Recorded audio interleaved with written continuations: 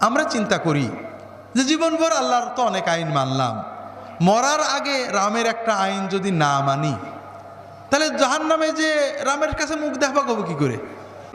এর ইতিহাসটা কি বলবো? একটু না বললে তো বুঝবেন না কেন আমরা বাঙালিরা এত করি।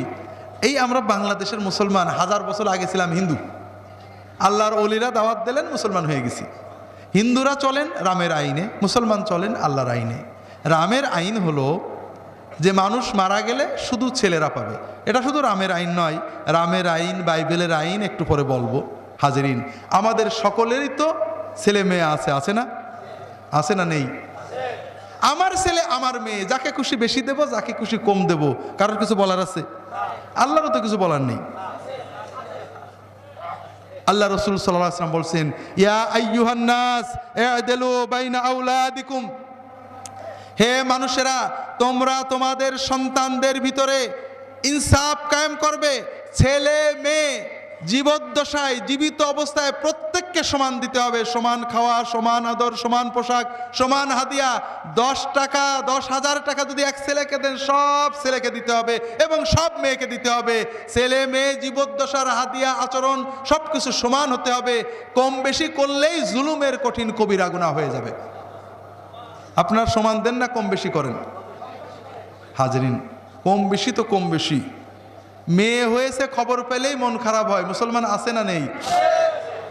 আল্লাহ কোরআন কারিমে বলেছেন, ওয়াইদা বুশরা আহাদুহুম বিল উনসা যাল্লা ওয়াজহুহু মুসওয়াদ্দা ওয়া হুয়া কাযীম ইয়াতাওয়ারা মিনাল কওমি মিন সুই মা বুশরা বিহি। যখনই তাদের কাউকে বলা হয় তোমার মেয়ে হয়েছে, অমনি মনটা খারাপ হয়ে যায়, মুখটা কালো হয়ে যায়, কারোর সাথে আর দেখা করতে চায় না, বলতেই চায় না যে কি হয়েছে। আছে নাকি বাংলাদেশে এরকম মুসলমান? আল্লাহ তাআলা এটা বলেছেন কাফেরদের বর্ণনায়, আবু জেহেলের বর্ণনায়। এটা হলো আবু জেহেলের সুন্নত। এখন আমরা সব মুসলমান, বাঙালি মুসলমান আবু জেহেলের সুন্নতে আছি। আর আপনার মুহাম্মদ রাসূলুল্লাহ সাল্লাল্লাহু আলাইহি ওয়াসাল্লামের সুন্নত কি? আল্লাহ কোরআনে বলেছেন, মা কানা মুহাম্মাদুন আবা আহাদিম মির রিজালিকুম। মুহাম্মদ কোনো বেটা ছেলের বাপ নয়, মুহাম্মদ ছিলেন মেয়েদের বাবা। ঠিক না ভাই? মেয়েদের বাবা হওয়াই তো ফজিলত।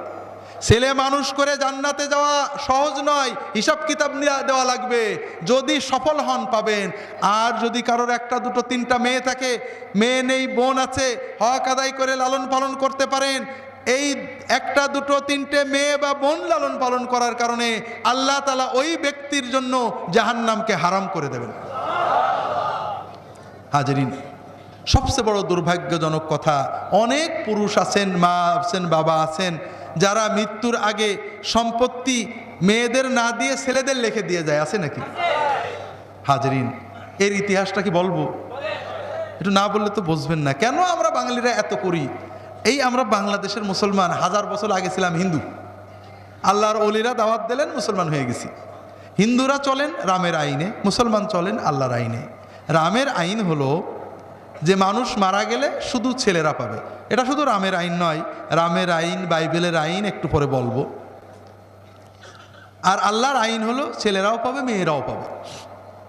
আমরা চিন্তা করি যে জীবনভর আল্লাহর তো অনেক আইন মানলাম, মরার আগে রামের একটা আইন যদি না মানি তাহলে জাহান্নামে যে রামের কাছে মুখ দেখা পাবো কি করে? এই জন্য ঠিক হজের আগে অথবা মরার আগে সম্পত্তি ছেলেদের নামে দিয়ে, অর্থাৎ আল্লাহর আইনে ক্রস দিয়ে, রামের আইনে টিক দিয়ে দস্তখত করে হজে গেলাম বা মরে গেলাম। ইমান কি থাকলো না চলে গেল?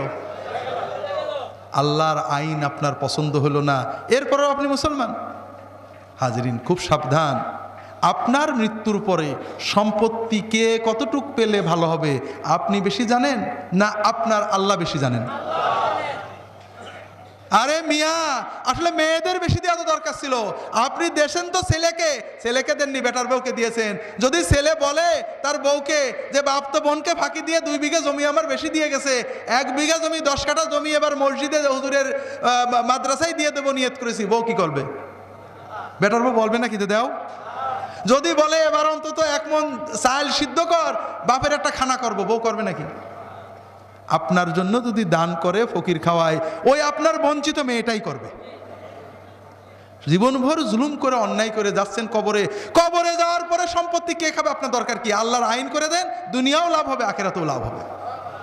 হাজরিন, এর বিপরীতে যেহেতু ঢাকার শহর, অনেক শিক্ষিত মানুষ আছেন ইহুদি খ্রিস্টানদের প্ররোচনায় না জেনে মনে করেন যে আল্লাহর ইসলাম খুবই ভালো, আমাদের ইসলাম খুব প্রোগ্রেসিভ, সব ব্যাপারেই অ্যাডভান্স, যুগের তুলনায় অগ্রসর। তবে এই যে আল্লাহ মরার পরে মেয়েদেরকে ছেলেদের অর্ধেক দিয়েছেন, এটা বোধহয় সেই যুগের জন্য অ্যাডভান্স ছিল, এই যুগে বোধহয় এটা চেঞ্জ করার দরকার। এরকম চিন্তাওয়ালা পাওয়া যায় না কি মুসলমানের ছেলে? আছে। হাজরিন, খুব ভালো করে বুঝুন, ইহুদি খ্রিস্টানরা, ইউরোপ আমেরিকার মানুষেরা, পাশ্চাত্যের মানুষেরা যে ধর্মগ্রন্থ অনুযায়ী চলে, সেই পবিত্র বাইবেলে মেয়েদের কোনো অধিকার দেওয়া হয়নি। মানুষ মারা গেলে শুধু ছেলেরা পাবে, মেয়েরা একটা অবস্থায় পায়, যদি কারোর কোনো ছেলে না থাকে তাহলে মেয়ে পাবে, কিন্তু শর্ত হলো ওই মেয়ে চাচাতো ভাইদের বিয়ে করবে। তো যাই হোক, মানুষ মারা গেলে সে মেয়েরা তো পাবেই না। এমন কি যদি কোনো মেয়ে নিজের কষ্টে চাকরি করে, মায়েন্দারি করে, পরের বাড়ি খেটে, মাস্টারি করে, ব্যবসা করে, কিছু আয় সম্পত্তি করে, বিবাহের পরে ওই সম্পত্তি স্বামীর আন্ডারে চলে যাবে। সে নিজের ইচ্ছায় নিজের জমি বেচতে পারবে না, স্বামীর দস্তখত লাগবে, কিন্তু স্বামী বেচে দিতে পারবে। কথা বুঝেছেন? এই জুলুমের ভিতরে তারা ছিল হাজার হাজার বছর ধরে, প্রতিবাদ আসতে থাকে। এক পর্যায়ে সম্ভবত 1848 খ্রিস্টাব্দে আমেরিকাতে প্রথম একটা আইন পাশ হলো, ম্যারিড উমেন্স প্রপার্টি অ্যাক্ট। বিবাহিত মেয়েদের সম্পত্তি যে তাদেরই অধিকার, স্বামীর আন্দাজে চলবে না, এই বিষয়ে একটা আইন। এটাই হলো মেয়েদের অধিকার রক্ষার জন্য প্রথম আইন। এরপরে বিগত 150 বছরে মেয়েদের অধিকার রক্ষার জন্য অনেক আইন করা হয়েছে, অনেক ভালো জিনিস করা হয়েছে, নিয়ত খুব ভালো, কিন্তু মানুষের বানানো জিনিস ভালো হয় না। কথা কি বুঝতে পেরেছেন? ভালো ভালো আইন করা হয়েছে মেয়েদের অধিকার রক্ষা করার জন্য, পরিণতি কি হয়েছে? বিয়ে শাদী বন্ধ হয়ে গেছে। কারণ আইন করা হয়েছে বিবাহের সঙ্গে সঙ্গে স্ত্রী স্বামীর অর্ধেক সম্পত্তির মালিকানা পাবে, তালাক হলেও অর্ধেক নিয়েই যাবে। কথা বুঝলেন তো? এখন ভয়তে বেটারা বিয়ে করে না, শিয়াল কুকুরের মতো থাকে। আমি একটু পরে বলবো ইউরোপে জনসংখ্যা ডিক্রিজিং সমস্যা, একটু পরে বলবো। পরিবার ধ্বংস হয়ে গেছে, সমাজ ধ্বংস হয়ে গেছে। আমাদের দেশে যদি সুনামি হয়, সাইক্লোন হয়, পরিবেশ বিপর্যয় হয়, কিছু মানুষ মরবে, কিছু বাঁচবে না? আর যদি পরিবার বিপর্যয় হয়, বিশ্বে কেউ বিয়ে করে না, পরিবার নেই, তাহলে কি মানব সভ্যতা থাকবে? একেবারেই শেষ হয়ে যাবে। তো যাই হোক, আল্লাহ কি বিধান দিয়েছেন একটু বিবেচনা করি। জীবদ্দশায় আপনি ছেলে মেয়েকে সমান দিতে হবে, মৃত্যুর পরে ছেলেদের চেয়ে মেয়েরা অধিকাংশ ক্ষেত্রে কম পায়। আমার আব্বা মারা গেলেন, আমি এবং আমার বোন, 2 ভাই বোন, 10 লক্ষ বা 10 কোটি রেখে গেলেন। এই 10 কোটির ভিতরে আমি পাবো, অথবা 10 লক্ষের ভিতরে আমি পাবো 6.5 লক্ষ, আমার বোন পাবে প্রায় 3.5 লক্ষ, ঠিক না? আমিও বিবাহ করব, আমার বোনও বিবাহ করবে। আমি আমার স্ত্রীকে মোহর দেব, 1.5 লাখ টাকা মোহর দিতে হবে, ঠিক না? তাহলে আমার কত থাকলো? 5.5। বিয়ের খরচপত্র তো আমাকেই করতে হবে নাকি? 50,000ই ধরলাম, কত থাকলো? 5। আমার বোনও বিবাহ করবে, আমার বোন তো মোহর দেবে তার স্বামীকে, ঠিক না? 1.5 লাখ টাকা তো দিতে হবে। কি হবে? সে 1.5 লাখ পাবে, ঠিক না? তাহলে কত হলো তার? তবে বোনের বিবাহের খরচ, অলিমা সবই তো বোনের বহন করতে হবে, ঠিক না? তাহলে বোনের 4.5 থেকে গেল, আমার কত? 5। এখন আমি, আমার স্ত্রী, আমার আল্লাহ একটা দুটো ছেলে মেয়ে দিয়েছেন, এদের ভরণ পোষণ কার উপরে? আমার না আমার স্ত্রী? আমার উপরে না? তাহলে আমার 5 থেকে আমাকে প্রতি মাসে 5-7 হাজার টাকা খরচ করতে হবে, ঠিক না? আর আমার স্ত্রী, তার স্বামী এবং তার ছেলে মেয়ে, তাদের, আমার বোন এবং তার স্বামী এবং ছেলে মেয়ে, তাদের ভরণ পোষণ তো আমার বোনের উপরে, ঠিক না? কার উপরে? তাহলে আমার বোনের 4.5 থেকে প্রতি মাসে কত খরচ হবে? 1 টাকাও না। এখন আমাদের তৃতীয় পর্যায়ে, আমার বউ মরে গেল, আমার বোনের স্বামী মারা গেল, আমার এবং আমার ছেলে মেয়ের ভরণ পোষণ কার উপরে? আমার উপরে। আর আমার বোন এবং তার ছেলে মেয়ের ভরণ পোষণ কার উপরে? স্বামী তো মারা গেছে। আমার বোনের পেট শুধু বোনের উপরে, ছেলে মেয়ের দায়িত্ব ইসলামী সমাজ ব্যবস্থায়, ইসলামী সিস্টেমে রাষ্ট্র অথবা ওই ছেলে মেয়ের পিতা বা তার দাদা বা তার চাচা যারা আছেন তাদের উপরে। কথা কি বুঝতে পেরেছেন? তাহলে আল্লাহ কি আমার বোনকে বেশি দিলেন না আমাকে বেশি দিলেন? আল্লাহ দেনা এবং পাওনা ব্যালেন্স করে আমার বোনকে একটু বেশি দিয়েছেন।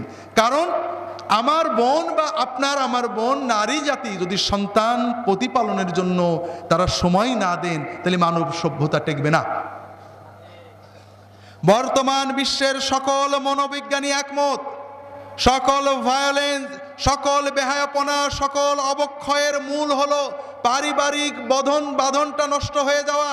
মায়েরা সন্তানদের সময় দিতে পারেন না। আর যদি কোনো মানব সন্তান যত ভালো স্কুলে পড়ুক, যত নার্সিংয়ে পড়ুক, যত পরিবেশই পাক, যত খানাই পাক, যদি তার বড় হওয়া পর্যন্ত 15-18 বছর পর্যন্ত যদি মায়ের স্নেহ বাবার স্নেহ না পায়, ও নষ্ট হতে বাধ্য। ওর ভিতরে মানবিক মূল্যবোধ বিকশিত হবে না, হবে না। আর এই ব্যবস্থায় ইসলাম করেছে। আমরা যদি এটা ভেঙে এর চেয়ে ভালো করতে যাই নষ্ট হবে। আল্লাহর এর চেয়ে ভালো আর পাবেন না। আমরা যদি চাই যে আমরা বেঁচে থাকবো, সভ্যতা বেঁচে থাকবে, এর চেয়ে ভালো আর পাবেন না। আমি লম্বা করব না, কারণ এরপরে আরও কতগুলো বিষয় রয়েছে। যে কথা বলছিলাম ভাইরা, ছেলে মেয়েদের হক আদায় করতে হবে। আমরা যদি পারিবারিক জীবনে অন্তত হক আদায় করতে পারি, আল্লাহ রসুল সাল্লাল্লাহু আলাইহি ওয়াসাল্লাম বলছেন, ইন্নাল মুকাসসিতিনা আলা মানাবিরা মিনান নূর ইয়াউমাল কিয়ামাতি আলা ইয়ামিনির রহমান আল্লাযীনা ইয়াদলুনা ফি আহলিহিম ওয়া মা উলু। যারা তাদের পরিবারে এবং সকল দায়িত্বে, শিক্ষকতার দায়িত্বে আপনি ঠিক করে নাম্বার দেন, ঠিক করে পড়ান, ফাঁকি দেন না। আপনি সকল দায়িত্বে, চেয়ারম্যানের দায়িত্বে, প্রিন্সিপালের দায়িত্বে, ভাইস চ্যান্সেলরের দায়িত্বে, থানার দারোগার দায়িত্বে, সকল দায়িত্বে আপনি ইনসাফ করেন, প্রত্যেককে তার হক দেওয়ার চেষ্টা করেন। তাহলে কি হবে? আল্লাহ রসুল সাল্লাল্লাহু আলাইহি ওয়াসাল্লাম বলছেন, এই ন্যায়পরায়ণ মানুষেরা যারা পরিবার এবং সকল দায়িত্বে ইনসাফ করে, আল্লাহ তাআলা তাদের নূরের মিম্বরের পরে আল্লাহর আরশের ডান দিকে আলা ইয়ামিনির রহমান, ডাইনে নূরের মিম্বরের উপরে তাদের রেখে দেবেন।